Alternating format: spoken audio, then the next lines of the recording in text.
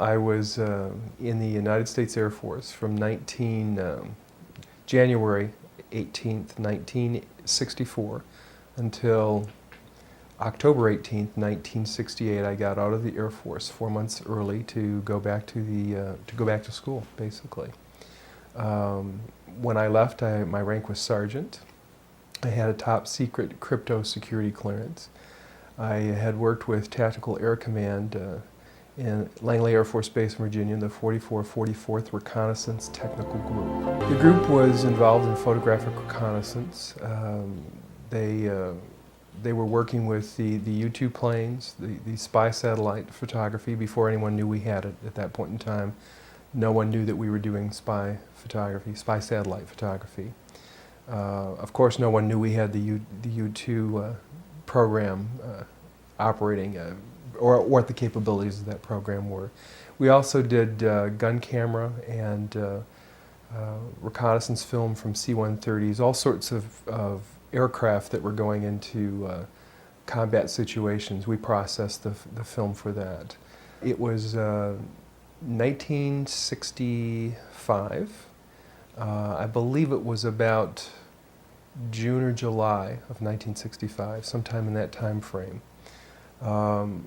My boss came to me. I was working in a color lab at that time. I was a technician, photographic technician, with a background in electronics. I'd been trained in electronic photographic repair in Colorado at Lowry Air Force Base. Actually, the school was a year long. The organization that I was in was a brand new installation. It was put in place to facilitate the escalation of the Vietnam War. So we were in a new facility. I had come there in January of 1965 to start that facility up. We installed all the equipment. There were everything from printing presses. We were doing map making as well. We were also, one of the things we were involved in was doing automatic terrain sensing. We had simulators that did terrain. You put a huge map in the facility, in the simulator, a terrain map, and you flew a camera over that and did a recording of the terrain, and then they installed that film in a plane, and the plane could then fly in under radar. It was called ATRAN, and no one knew we had that capability at the time as well. So we were installing all of that equipment. At any rate, I was in a color lab one day when my boss, Staff Sergeant Taylor, came over to me and said that they were having a problem with some equipment on the base, and it was the first lunar orbiter program, where they had a mission to pretty much locate the first landing sites for the 1969 lunar mission for the astronauts. So at any rate, he said they were having some problem with equipment over there. It was a similar equipment that we had. It was computerized contact printing equipment. And he wanted to know if I would go over and take a look at it. And he said to me, it's an NSA facility. And at the time, I didn't know what NSA was. I was pretty naive, and I thought he said NASA. So in my mind, for a long time, I thought it was a NASA facility that I'd gone to. But I remembered him saying NSA and converting it in my own mind to NASA. And for viewers, the NSA is? It's the National Security Agency. And I didn't know much about the National Security Agency until probably 10 or 15 years ago. Now the interesting thing, when my boss came to me at that point in time, I only had a top secret security clearance. I didn't get my crypto security clearance for a few more weeks. It takes years to get a high-level security clearance like that, and they start that when you're in school. And only the honor graduates from these schools are the people who get the high-level security clearances. They also get to choose their duty assignment, which is really quite nice. It just was a fluke. I just happened to be well prepared for what I was doing when I went to school. And how did you get to be in a position where you actually were to deal with the material we are about to discuss? I was asked to go over to this facility on Langley Air Force Base where the NSA was bringing in the information from the lunar orbiter. And so I packed up some tools. I went over. I went into the facility. As I approached the facility, it was very lightly guarded. I mean, the base was under high security at any rate. I was surprised that there wasn't a higher level of security outside of the facility as I look back on it later. I went into the facility, I gave them my low-level security badge, they gave me a higher-level security badge. A couple of officers took me into this hangar. It was a very large hangar. As I walked in, there were people from other countries, a lot of foreign people from other countries in civilian clothes, with interpreters with them, with security badges hanging around their neck. And the first thing I thought to myself, if this is NASA, what are all these foreigners doing here? What are all these people from other countries speaking other language? Didn't make any sense to me. And I was really quite impressed with that. It just didn't grok. I was, what are all of these people doing here? And they were very quiet, very reserved, and there was a very peculiar pall hanging over them. They had a very concerned demeanor. Okay, so they took me into this laboratory. I took a look at the equipment. There was an airman second class in there. I was an airman second class as well. He turned the equipment on and put it through its paces. It didn't do what it was supposed to do. I saw what was going on with it. I said, I need to do some troubleshooting on it. It had little printed circuit boards in it with discrete components at that time. It was before we had integrated circuits. And I said to him, we'll have to take this thing out of the lab if we're going to work on it. We can't work on it in here in the darkroom environment. So he called someone to get some people to come in and move it. It was about the size of a small apartment refrigerator. It wasn't something you could easily move. So everyone left the facility, left the darkroom, except this airman second class and myself. And we're in, waiting for someone to come to remove this piece of equipment.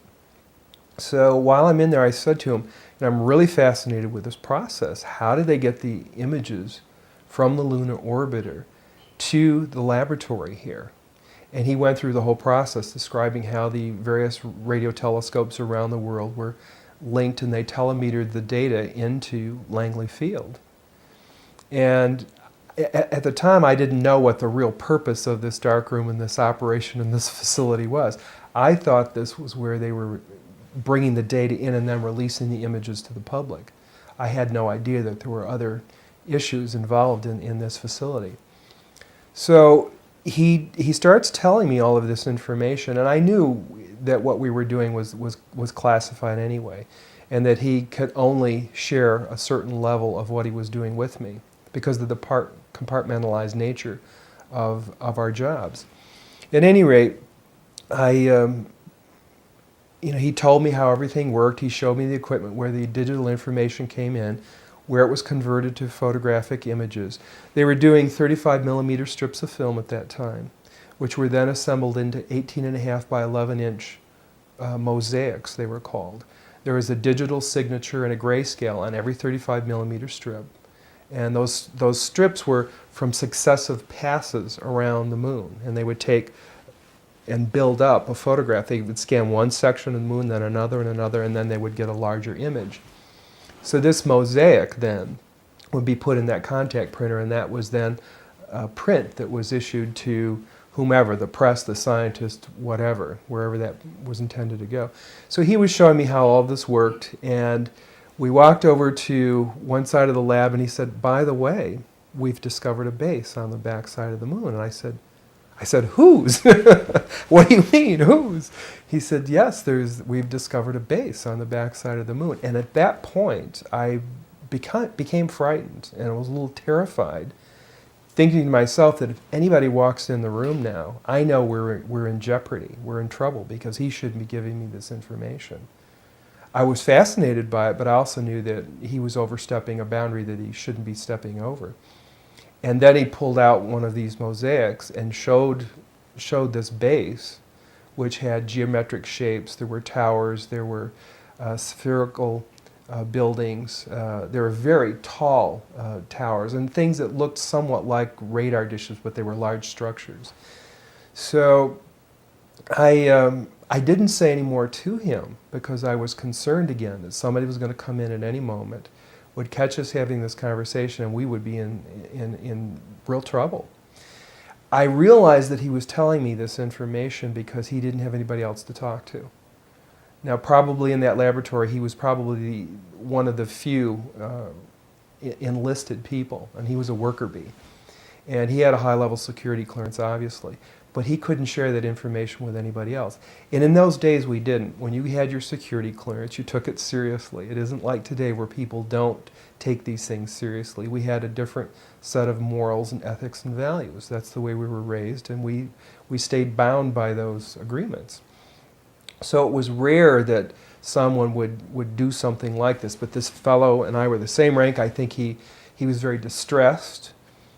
He had the same pallor and demeanor as the scientists outside the room. They were just as concerned as he was, and he needed to discuss it with somebody. So that was the end of it right there. I didn't take it any further than that. I just filed it away. But the interesting thing, every day that I went home, I would think to myself, I can't wait to hear about this on the news, And, so I'd turn on the TV and I'd look at the news to see if they're going to announce, we've discovered a base on the backside of the moon, being really naive, And of course, here it is 30-some years later, and we still haven't heard about it. But at the time, I had been given about 30 of these photographs. They weren't photographs with artifacts in them, but they were photographs from that contact printer. I had some of them autographed by Dr. Colley, who was the head of the project at that time. And when I left San Francisco a few years ago, I actually sold them all in a yard sale because I was tired of carrying them around.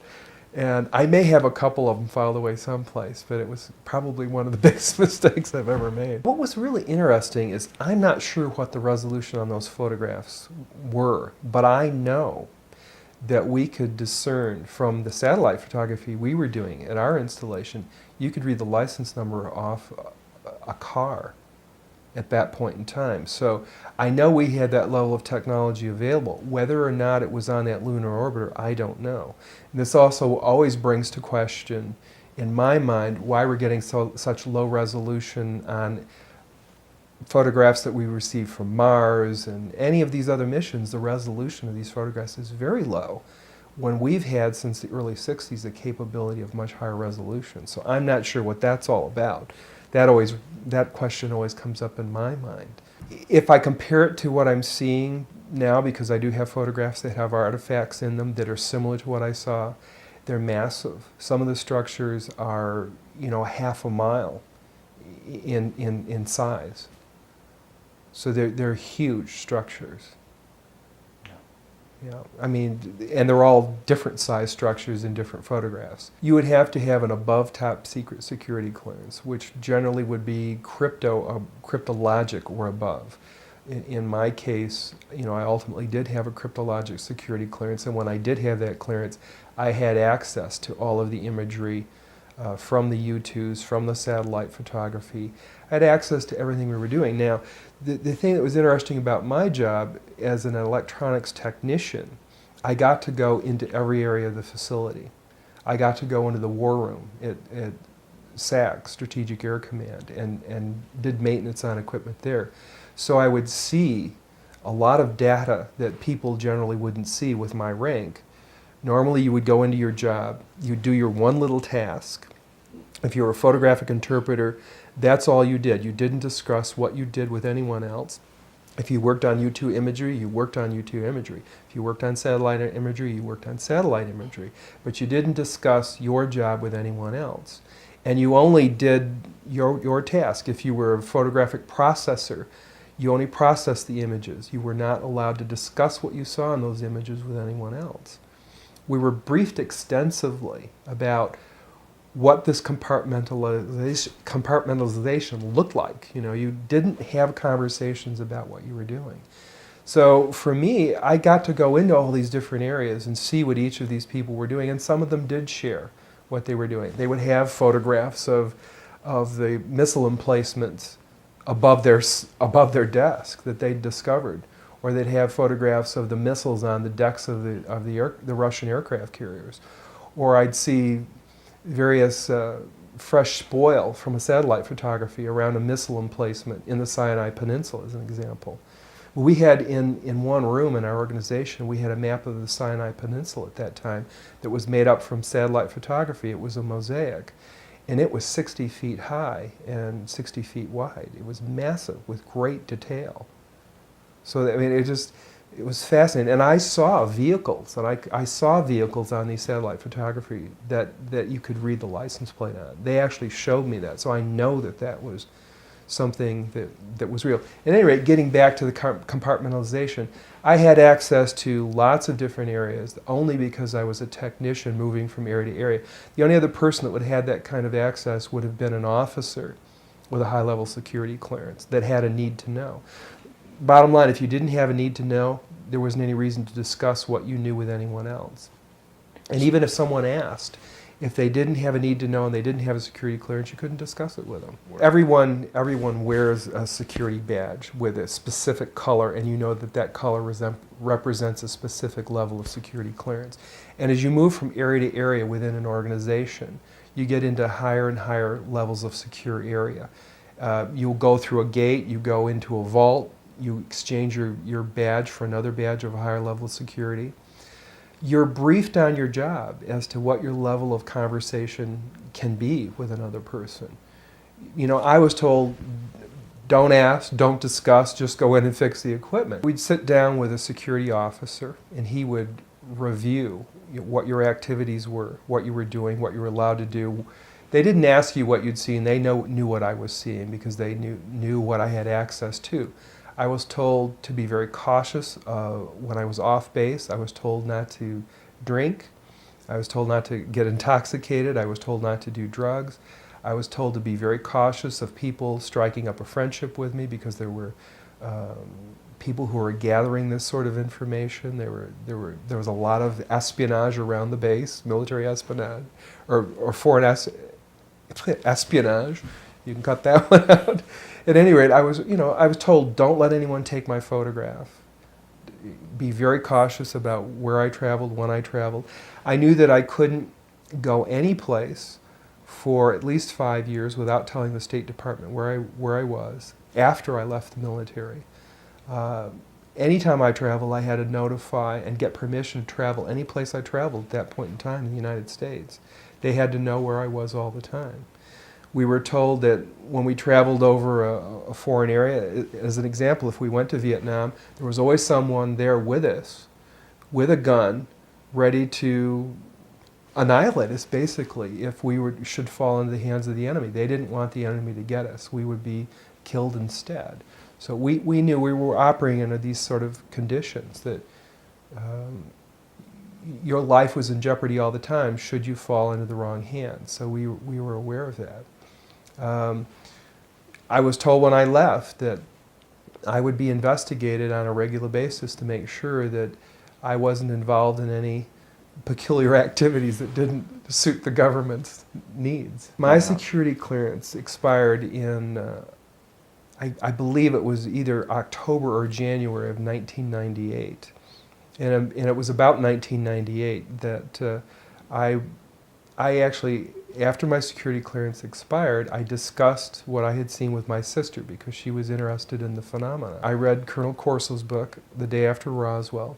In the book he said a lot of fantastic things, and he also said near the end of the book that there was a base on the backside of the moon. And when he said that, I said, aha. So I began to believe that everything he was saying was true. And he was saying a lot of really profound things about the crash in Roswell and alien technology and whatever, and how it had been mainstreamed through the Office of Foreign Technology by himself. So I knew that he was probably telling the truth.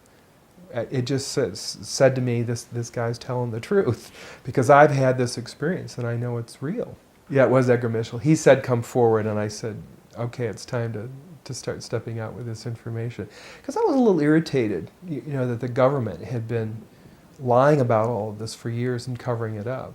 And I felt it was time to get beyond that. There's a lot more weight to this than I realized, a lot more cover-up than I realized.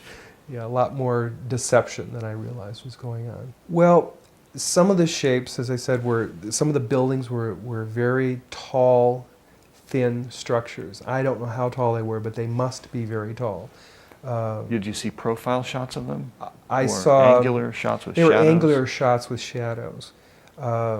There were spherical and domed buildings, that were very large.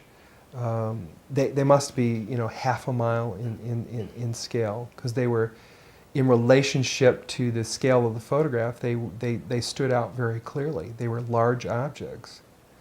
It's interesting because I tried to relate them in my own mind to structures here on Earth, and they don't compare to anything that you see here in scale and structure. They're similar to a degree. I tried to relate them to metal structures, and I couldn't see a metal definition. They're more like a stone structure, but a fabricated stone. Some of the buildings seem to have very reflective surfaces on them. A couple of structures that I saw reminded me of cooling towers at power generating plants. They had that sort of a shape. Some of them were just very, very straight and tall with a flat top. Some of them were round. Some of them looked like a Quonset hut, with a domed kind of, like a greenhouse. And all of these buildings were clustered together centrally? The particular shot that I saw, there were several clustered together over a landscape, a fairly large landscape. Mm-hmm. There was one building that had a dish-like shape to it, but it was very large. It looked like a radar dish, but it was a building. It could have been a radar dish. There was another building near it with a truncated top, with an angular top that was truncated. I didn't want to look at it any longer than that because I felt that my life was in jeopardy. Do you understand what I'm saying? I would love to have looked at it longer. I would have loved to have had copies. I would love to have, said more about it or discussed it more, but I knew I couldn't. And I knew that young fellow who was sharing this was really, really overstepping his bounds at that point. I felt that he just needed somebody to talk to. He hadn't discussed it, couldn't discuss it, and he wasn't doing it for any ulterior motive other than the fact that I think he had the weight of this thing on him, and it was distressing to him.